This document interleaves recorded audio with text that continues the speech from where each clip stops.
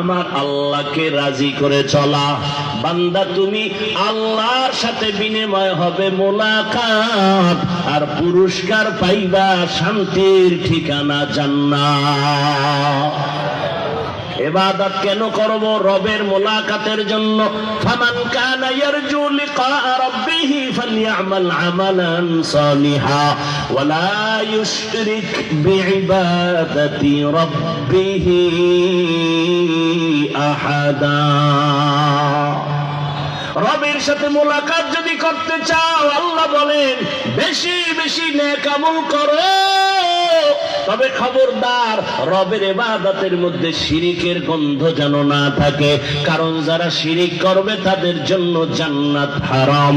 ওয়া মান ইউশরিক বিল্লাহ ফাকাদ হারামাল্লাহু আলাইহিল জান্নাহ। ইবাদত কার জন্য? আল্লাহর জন্য। নামাজ পড়ি আল্লাহকে খুশি করার